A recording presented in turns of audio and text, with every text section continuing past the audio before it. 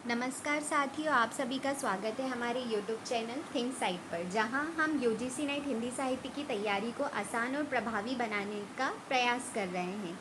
कहानियों के माध्यम से बताई गई बातें न केवल आपकी सोच को नई दिशा देंगी, बल्कि हिंदी साहित्य की समझ को और गहरा करेंगी।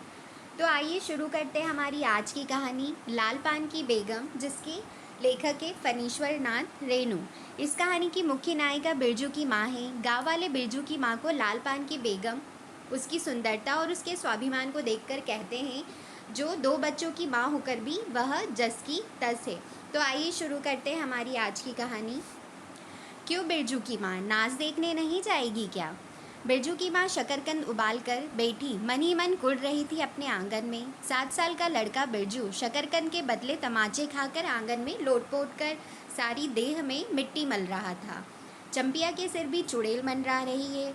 आंधे आंगन धूप रहते जो गई है सहुआन की दुकान गोवा छोआ गुड़ लाने, सो अभी तक नहीं लौटी। दिया बाती की बेला हो गई, आए आज लौट के ज़रा। बागड़ बकरे की देह में कुकुर माछी लगी थी, इसलिए बेचारा बागड़ रह रहकर कून फान कर रहा था।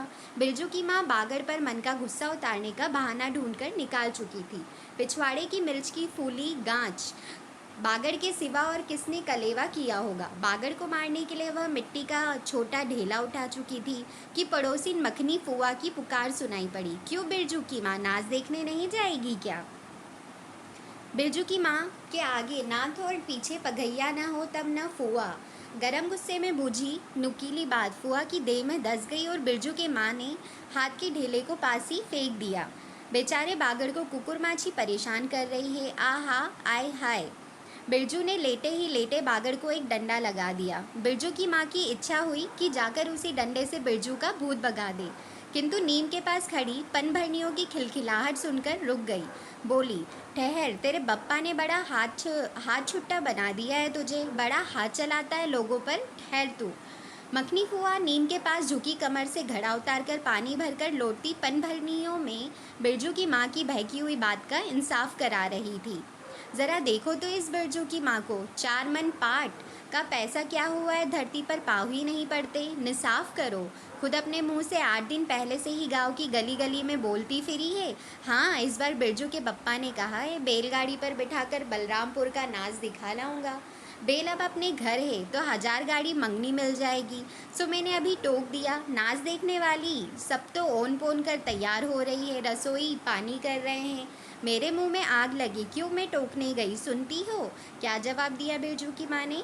मखनी फुआ ने अपने पोपले मुंह के होठों को एक और मोड़कर ऐंठती हुई बोली निकाली, अरे हाँ, बिरजू की मैं या के आगे नाथ और पीछे पगैया ना हो तब ना।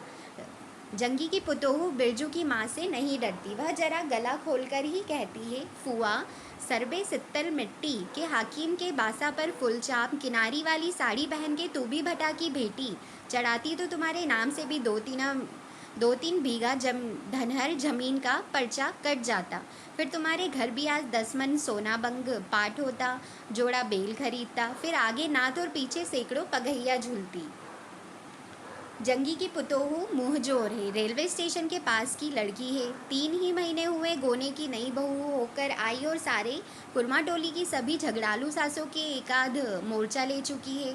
उसका ससुर जंगी दागी चोर है, सीख किलासी है, उसका खसम रंगी कुरमा टोली का नाम ही लठेत, इसलिए हमेशा सींग खुजाती फिरती जंगी की पुतोहू। बिरजू की माँ के आंगन में जंगी की पुतोहू की गला खोल बोली गुलेल की गोलियों की तरह दंदनाती हुई आई थी। बिरजू के माँ ने एक तीखा जवाब खोजकर निकाला, लेकिन मन मसोस कर रह गई। गोबर की ढेरी में कौन ढेला फेंके। जीप के झाल को गले में उतारकर बिरजू की माँ ने अपनी बेटी चंपिया को आवाज़ दी, अरे चंपिया, आज लोटे तो तेरी मूड़ी मरोड़कर चूल्हे में झोंकती हूँ। दिन दिन बेचाल होती जाती है। गांव में तो अब ठेठर बेस्कोप का गीत गाने वाली पुतरिया पुतोहू सब आने लगी हैं, कहीं बैठ के बाजे न मुरलिया सीख रही होगी हर जाई। अरे चंपिया। जंगी की पुतोहू ने बिरजू की माँ की बोली का स्वाद लेकर कमर पर घड़े को संभाला और मटक कर बोली, चल दीदिया चल, इस मोहल्ले में लाल पान की बेगम बसती है, नहीं जानती दोपहर दिन और चौपहर रात बिजली की बत्ती भग भग कर जलती है। भग भग बिजली बत्ती की सुन कर न जाने क्यों सभी खिलखिला हंस पड़ी। फुआ की टूटी हुई दंत पंक्तियों के बीच से एक मीठी गाली निकली, शैतान की नानी। बिरजू की माँ की आंखों पर मानो किसी ने तेज टॉर्च की रोशनी डालकर चौंधिया दिया। भगभग बिजली बत्ती। 3 साल पहले सर्वे कैंप के बाद गांव की जलनडाही औरतों ने कहानी गढ़ के फैलाई थी। चंपिया की माँ के आंगन में रात भर बिजली बत्ती भुकभुकाती थी। चंपिया की माँ के आंगन में नाक वाले जूते की छाप घोड़े की टाप की तरह। जलो जलो और जलो। चंपिया की माँ के आंगन में चांदी जैसे पाट सूखते देखकर जलने वाली सब औरतें खलिहान पर सोनौली धान के बोझों को देखकर बैंगन का भुर्ता हो जाएंगी। मिट्टी के बर्तन से टपकते हुए छोआ गुड़ को उंगलियों से चाटती हुई चंपिया आई और माँ के तमाचे खाकर चीख पड़ी, मुझे क्यों मारती है? सहुआइन जल्दी से सौदा नहीं देती है। सहुआइन जल्दी सौदा नहीं देती कि नानी एक सहुआइन की दुकान पर मोती झड़ते हैं और जड़ गाड़ कर बैठी हुई थी। बोल गले पर लात देकर कल्ला तोड़ दूंगी हर जाई जो फिर कभी बाजे न मुरलिया गाते सुना। चाल सीखने जाती है ट्यूशन की छोकरियों से। बिरजू के माँ ने चुप होकर अपनी आवाज़ अंदाजी की। उसकी बात जंगी के झोपड़े तक साफ साफ पहुँच गई होगी। बिरजू बीती हुई बातों को भूलकर उठ खड़ा हुआ था और धूल झाड़ते हुए बर्तन से टपकते गुड़ को ललचाई निगाह से देखने लगा था। दीदी के साथ वह भी दुकान जाता तो दीदी उसे भी गुड़ चटाती जरूर। वह शकरकंद के लोभ में रहा और मांगने पर माँ ने शकरकंद के बदले ए मैया एक अंगुली गुड़ दे दे। बिरजू ने तलहती फैलाई, दे ना मैया एक रत्ती भर।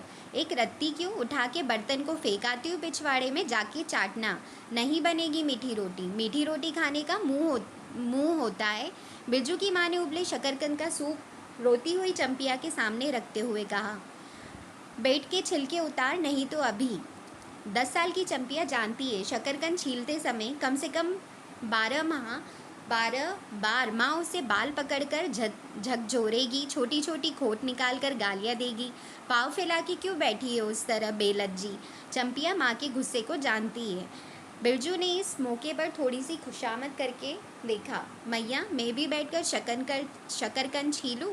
नहीं, माँ ने झिड़की दी। एक शकरकंद छीलेगा और 3 पेट में। जाके सिद्धू की बहू से कहो 1 घंटे के लिए कड़ाही मांग कर ले गई है तो फिर लौटाने का नाम नहीं लेती। जा जल्दी।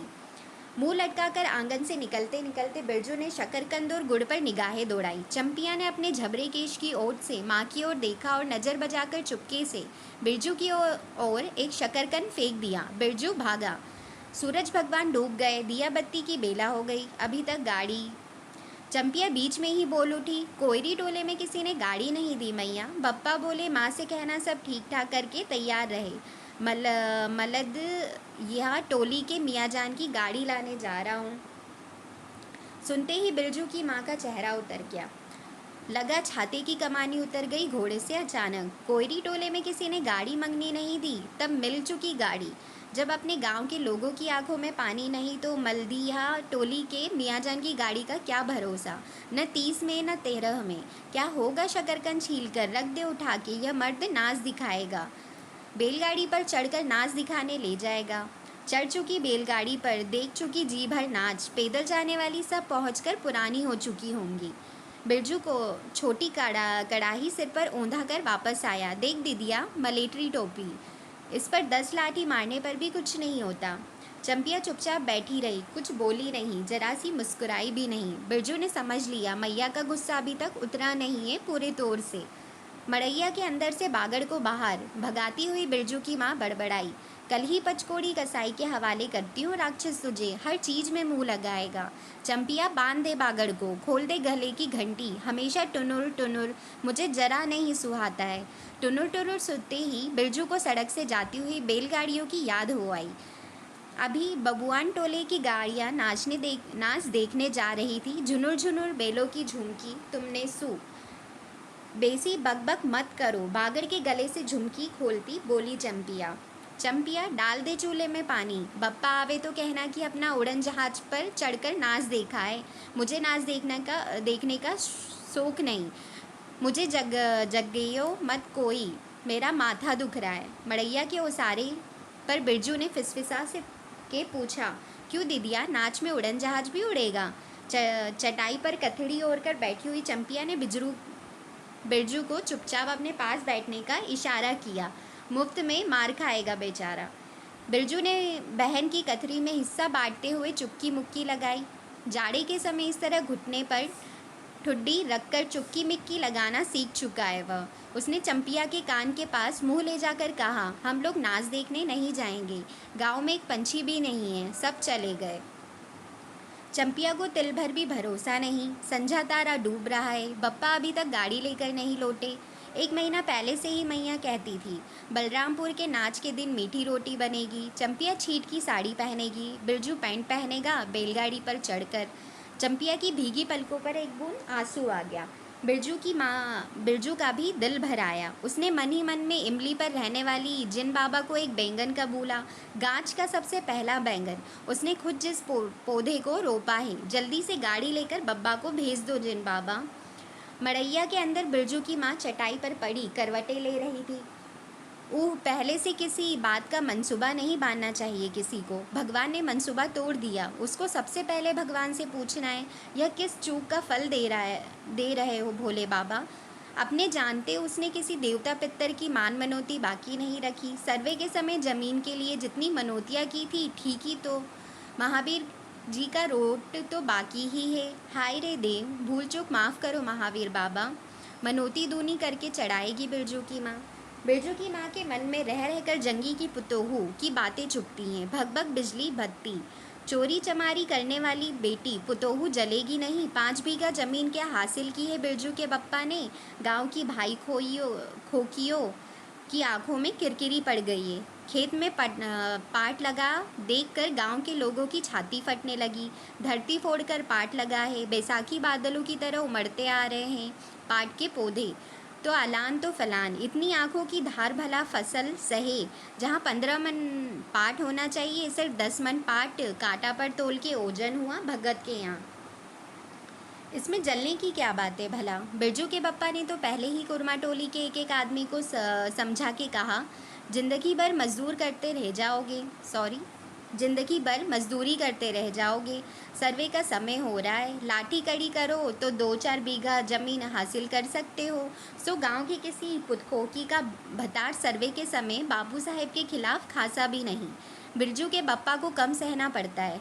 बाबू साहेब गुस्से से सर्कस नाच के बाघ की तरह हुमड़ते हुए रह गए। उनका बड़ा बेटा घर में आग लगाने की धमकी देकर गया। आखिर बाबू साहेब ने अपने सबसे छोटे लड़के को भेजा। बिरजू की माँ को मौसी कह के पुकारा। यह ज़मीन बाबूजी ने मेरे नाम से खरीदी थी। मेरी पढ़ाई लिखाई उसी ज़मीन की उपज से चलती है। और भी कितनी बातें खूब मोहना जानता है। उतना जरा सा लड़का जमींदार का बेटा है कि। चंपिया, बिरजू सो गया क्या? यहाँ आ जा बिरजू, अंदर। तू भी आ जा चंपिया, भला आदमी आए तो एक बार आज। बिरजू के साथ चंपिया अंदर चली गई। ढिबरी बुझा दे, बप्पा बुलाए तो जवाब मत देना, खपच्ची गिरा दे। भला आदमी रे भला आदमी, मुंह देखो ज़रा इस मर्द का। बिरजू की माँ दिन रात मंझाना देती रहती तो ले चुके थे ज़मीन। रोज़ आकर माथा पकड़ के बैठ जाए, मुझे ज़मीन नहीं लेनी है। बिरजू की माँ मजूरी ही अच्छी जवाब देती थी। बिरजू की माँ खूब सोच समझ के छोड़ दो। जब तुम्हारा कलेजा ही स्थिर नहीं होता तो क्या होगा। जोरू ज़मीन जोर के, नहीं तो किसी और के। बिरजू के बाप पर बहुत तेज़ी से गुस्सा चढ़ता ही जाता है। बिरजू की माँ का भाग ही खराब है जो ऐसे गोबर गणेश घरवाला उसे मिला। कौन सा शौक मौज दिया है उसके मर्द ने। कोल्हू के बेल की तरह खटकर सारी उम्र काट दी इसके यहाँ। कभी 1 पैसे की जलेबी भी लाकर दी है क्या उसके खसम ने। पाट का दाम भगत के यहाँ से लेकर बाहर बेल हट्टा चले गए। बिरजू की माँ को एक बार नमरी लोट देखने भी नहीं दिया आँख से। बेल खरीद लाए। उस दिन से गांव में ढिंडोरा पीटने लगे। बिरजू की माँ इस बार बैलगाड़ी पर चढ़कर नाच देखने जाएगी। दूसरे की गाड़ी के भरोसे नाच दिखाएगा। अंत में उसने अपने आप पर क्रोध हो आया। वह खुद भी कुछ कम नहीं, उसकी जीभ में आग लगे। बैलगाड़ी पर चढ़कर नाच देखने की लालसा किसी कुसमय में उसके मुंह से निकली थी, भगवान जाने। फिर आज सुबह से दोपहर तक किसी न किसी बहाने उसने 18 बार बैलगाड़ी पर नाच देखने की चर्चा छेड़ी है। लो खूब देखो नाच, कथरी के नीचे दुशाले का सपना। कल भोरे पानी भरने के लिए जब जाएगी, पतली जीव वाली पुतरिया सब हंसती जाएंगी। सब जलते हैं उससे। हाँ भगवान, दाढ़ी जार भी।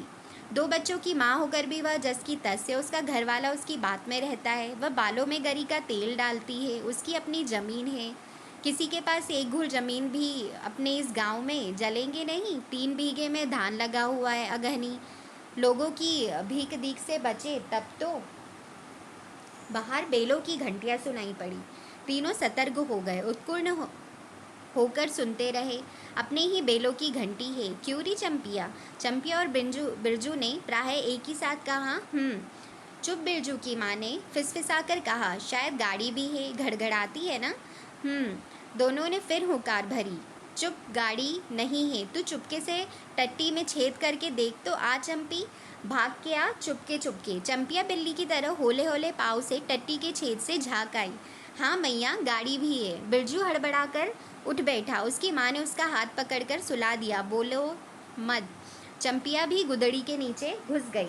बाहर बैलगाड़ी खोलने की आवाज़ हुई। बिरजू के बाप ने बेलों को जोर से डांटा।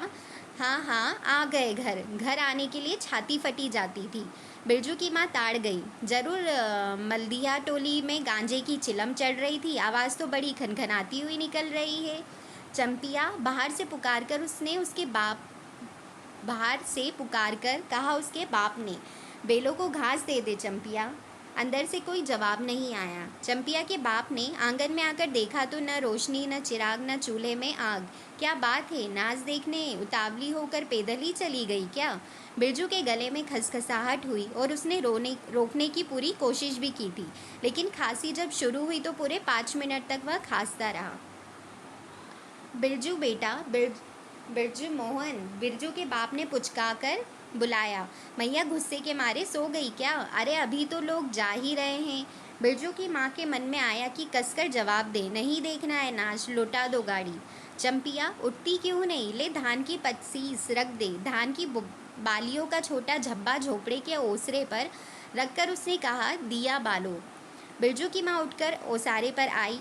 1:30 पहर रात को गाड़ी लाने की क्या जरूरत थी? नाच तो अब खत्म हो रहा होगा। डिबरी की रोशनी में धान की बालियों का रंग देखते ही बिरजू की माँ के मन का सब मेल दूर हो गया। धानी रंग उसकी आंखों से उतरकर रोम रोम में घुल गया। नाच अभी शुरू भी नहीं हुआ होगा। अभी अभी बलरामपुर के बाबू की संपनी गाड़ी मोहनपुर होटल बंगला से हाकिम साहब को लाने गई है। इस साल आखिरी नाच है। 25 टट्टी में खोज दे अपने खेत का। हुलसती हुई बिरजू की माँ ने पूछा। पक गए धान? नहीं, 10 दिन में अगहन चढ़ते चढ़ते लाल होकर झुक जाएंगी सारे खेत की बालियाँ। मलधिया टोली पर जा रहा था। अपने खेत में धान देखकर आंखें जुड़ा गई। सच कहता हूँ, 25 तोड़ते समय उंगलियां काँप रही थी मेरी। बिरजू ने धान की एक बाली से एक धान लेकर मुंह में डाल लिया और उसकी माँ ने एक हल्की डांट दी। कैसा लुक्कड़ है रे तू? इन दुश्मनों के मारे कोई नेम धर्म बचे? क्या हुआ, डांटती क्यों है? नवान्न के पहले ही नया धान जुटा दिया, देखते नहीं? अरे इन लोगों को सब कुछ माफ़ है। चिरई चुरमुन है यह लोग। दोनों के मुंह में नवान्न के पहले नया अन्न न पड़े। इसके बाद चंपिया ने भी धान की बाली से 2 धान लेकर दांतों तले दबाए। ओ मैया, इतना मीठा चावल, और गमकता भी है ना दीदिया। बिरजू ने मुंह में धान लिया। रोटी पोटी तैयार कर चुकी क्या? बिरजू के बाप ने मुस्कुराकर पूछा। नहीं, मान भरे सुर में बोली बिरजू की माँ। जाने का ठीक ठिकाना नहीं और रोटी बनाती। वाह, खूब हो तुम लोग। जिसके पास बैल है उसे गाड़ी मंगनी नहीं मिलेगी भला। गाड़ी वालों को भी कभी बैल की ज़रूरत होगी? पूछूंगा तब कोयरी टोला वालों से। ले जल्दी से रोटी बना ले, देर नहीं होगी। अरे टोकरी भर रोटी तो तू पलक मारते बना देगी। 5 रोटियां बनाने में कितनी देर लगेगी? अब बिरजू की माँ के होठों पर मुस्कुराहट खुलकर खिलने लगी। उसने नज़र बचाकर देखा। बिरजू का बप्पा उसकी ओर एकटक निहार रहा है। चंपिया और बिरजू न होते तो मन की बात हंसकर खोलने में देर न लगती। चंपिया और बिरजू ने एक दूसरे को देखा और खुशी से उनके चेहरे जगमगा उठे। मैया बेकार गुस्सा हो रही थी ना? चंपी जरा घेलसार में खड़ी होकर मखनी फुआ को आवाज़ तो दे। ए फुआ, सुनती हो? फुआ मैया बुला रही है। फुआ ने कोई जवाब नहीं दिया, किंतु उसकी बड़बड़ाहट स्पष्ट सुनाई पड़ी।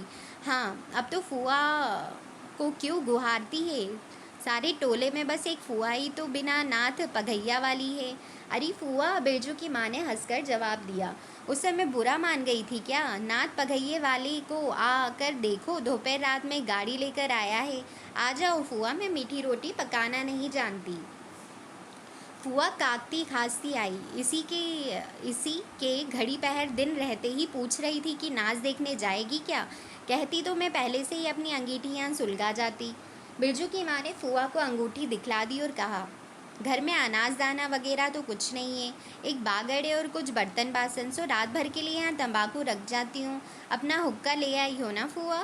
फुआ को तंबाकू मिल जाए तो रात भर क्या 5 रात बैठकर जाग सकती है। फुआ ने अंधेरे में टटोल कर तंबाकू का अंदाजा किया। ओहो, हाथ खोलकर तंबाकू रखा है बिरजू की माँ ने, और एक वह है सहुआइन, राम कहो उस रात को अफीम की गोली की तरह एक मटर भर तंबाकू रखकर चली गई गुलाब बाग मेले, और कह गई डिब्बी भर तंबाकू है। बिरजू की माँ चूल्हा सुलगाने लगी। चंपिया ने शकरकंद को मसल कर गोले बनाए और बिरजू सिर पर कड़ाही ऊंधाकर अपने बाप को दिखाने लगा। मिलिट्री टोपी, इस पर 10 लाठी मारने पर भी कुछ नहीं होगा। सभी ठठाकर हंस पड़े। बिरजू की माँ हंसकर बोली, ताखे पर 3-4 मोटे शकरकंद है, दे दे बिरजू को चंपिया, बेचारा शाम से ही। बेचारा मत कहो मैया, खूब सचारा है। अब चंपिया चहकने लगी। तुम क्या जानो कथरी के नीचे मुंह क्यों चला रहा था बाबू साहब? ही। बिरजू के टूटे दूध के दांतों की फाक से बोली निकली। ब्लैक मार्टिन के 5 शकरकंद खा लिया? हाँ। सभी फिर ठठाकर हंस पड़े। बिरजू की माँ ने फुआ का मन रखने के लिए पूछा, एक कनवा गुड़ है, आधा दो फुआ? फुआ ने गदगद होकर कहा, अरे शकरकंद तो खुद मीठा होता है, उतना क्यों डालेगी? जब तक दोनों बेल दाना घास खाकर एक दूसरे की देह को जीभ से चाटे। बिरजू की माँ तैयार हो गई। चंपिया ने छीट की साड़ी पहनी और बिरजू बटन के अभाव में पैंट पर पटसन की डोरी बंधवाने लगा। बिरजू की माँ ने आंगन से निकल गांव की ओर कान लगाकर सुनने की चेष्टा की। ऊहूँ, इतनी देर तक भला पैदल जाने वाले रुके रहेंगे? पूर्णिमा का चांद सिर पर आ गया है। बिरजू की माँ ने असली रूपा का मांग टीका पहना है आज पहली बार। बिरजू के बप्पा को क्या हो गया है? गाड़ी जोतता क्यों नहीं? मुंह की ओर एकटक देख रहा है, मानो नाच की लाल पान की। गाड़ी पर बैठते ही बिरजू की माँ की देह में एक अजीब गुदगुदी लगने लगी। उसने बांस की बल्ली को पकड़कर कहा, गाड़ी पर अभी बहुत जगह है, जरा दाहिनी सड़क से गाड़ी हाँकना। बेल जब दौड़ने लगी और पहिया जब चूचू करके घरघराने लगा तो बिरजू से नहीं रह गया। उड़न जहाज की तरह उड़ाओ बप्पा। गाड़ी जंगी के पिछवाड़े पहुंची। बिरजू की माँ ने कहा, जरा जंगी से पूछो ना, उसकी पुतोहू नाच देखने चली गई क्या? गाड़ी के रुकते ही जंगी के झोपड़े से आती हुई रोने की आवाज़ स्पष्ट हो गई। बिरजू के बप्पा ने पूछा, अरे जंगी भाई, काहे कन्न रोहट हो रहा है आंगन में? जंगी घूर ताप रहा था। बोला, क्या पूछते हो? रंगी बलरामपुर से लौटा नहीं, पुतोहिया नाच देखने कैसे जाए? आसरा देखते देखते उधर गांव की सभी औरतें चली गई। अरे ट्यूशन वाली तो रोती है काहे? बिरजू की माँ ने पुकार कर कहा, आजा झट से कपड़ा पहनकर, सारी गाड़ी पड़ी हुई है बेचारी, आजा जल्दी। बगल के झोपड़े से राधे की बेटी सुनरी ने कहा, काकी गाड़ी में जगह है, मैं भी जाऊंगी। बांस की झाड़ी के उस पार लरेना खवास का घर है, उसकी बहू भी नहीं गई है, गिलट का झुमकी कड़ा पहनकर झमकती आ रही है। आजा, और बाकी रह गई है सब आ जाए जल्दी। जंगी की पुतोहू, लरेना की बीवी और राधे की बेटी सुनरी तीनों गाड़ी के पास आई। बेल ने पिछला पैर फेंका। बिरजू के बाप ने एक भद्दी गाली दी, साला लताड़ मारकर लंगड़ी बनाएगा पुतोहू को। सभी ठठाकर हंस पड़े। बिरजू के बाप ने घूंघट में झुकी दोनों पुतोहू को देखा। उसे अपने खेत की झुकी हुई बालियों की याद आ गई। जंगी की पुतोहू का गोना 3 ही मास पहले हुआ है। गोने की रंगीन साड़ी से कड़वे तेल और लठवा सिंदूर की गंध आ रही है। बिरजू की माँ को अपने गोने की याद आई। उसने कपड़े की गठरी से 3 मीठी रोटियां निकाल कर कहा, खा ले एक एक करके, सिमरा के सरकारी कूप में पानी पी लेना। गाड़ी गांव से बाहर होकर धान के खेतों के बगल से जाने लगी। चांदनी कार्तिक की, खेतों के धान के झरते फूलों की गंध आती है। बांस की झाड़ी में कहीं दुद्दी की लता फूली है। जंगी की पुतोहू ने एक बीड़ी सुलगाकर बिरजू की माँ की ओर बढ़ाई। बिरजू की माँ को अचानक याद आई चंपिया, सुनरी, लरेना की बीवी और जंगी की पुतोहू, ये चारों ही गांव में बेस्कोप का गीत गाना जानती है खूब। गाड़ी की लीक धनखेतों के बीच होकर गई। चारों ओर गोने की साड़ी की खसखसाहट जैसी आवाज़ होती है। बिरजू की माँ के माथे के मांग टीके पर चांदनी छिटकती है। अच्छा, अब एक बेस्कोप का गीत गा तो चंपिया, डरती है काहे? जहाँ भूल जाओ कि बगल में मास्टरनी बैठी ही है। दोनों पुतोहुओं ने तो नहीं, किंतु चंपिया और सुनरी ने खखार कर गला साफ किया। बिरजू के बाप ने बेलों को ललकारा, चल भैया और ज़रा जोर से गा रे चंपिया, नहीं तो मैं बेलों को धीरे धीरे चलने को कहूँगा। जंगी की पुतोहू ने चंपिया के कान के पास घूंघट ले जाकर कुछ कहा और चंपिया ने धीरे से शुरू किया, चंदा की चांदनी। बिरजू को गोद में ले जाकर बैठी उसकी माँ की इच्छा हुई कि वह भी साथ साथ गीत गाए। बिरजू की माँ ने जंगी की पुतोहू को देखा, धीरे धीरे गुनगुना रही है वह भी। कितनी प्यारी पुतोहू है। गोने की साड़ी से एक खास किस्म की गंध निकलती है। ठीक ही तो कहा उसने, बिरजू की माँ बेगम है, लाल पान की बेगम। यह तो कोई बुरी बात नहीं। हाँ, वह सचमुच लाल पान की बेगम है। बिरजू की माँ ने अपनी नाक पर दोनों आँखों को केंद्रित करने की चेष्टा करके अपने रूप की झांकी ली। लाल साड़ी की झिलमिल किनारी, मांग टीका पर चांद। बिरजू की माँ के मन में अब कोई और लालसा नहीं, उसे नींद आ रही है। तो साथियों, यह थी हमारी आज की कहानी, जिससे न केवल एक कथानक सुनाया बल्कि साहित्य के गहरे भावों को भी सामने रखा। अगर ये कहानी आपको पसंद आई हो या आपने इससे कुछ नया सीखा हो तो वीडियो को लाइक करें, कमेंट करें, अपनी राय दें और चैनल को सब्सक्राइब ज़रूर कीजिए। मिलते हैं अगली कहानी में एक नई दिशा, प्रेरणा, एक नया पाठ और एक नए कदम आपकी सफलता की ओर। धन्यवाद।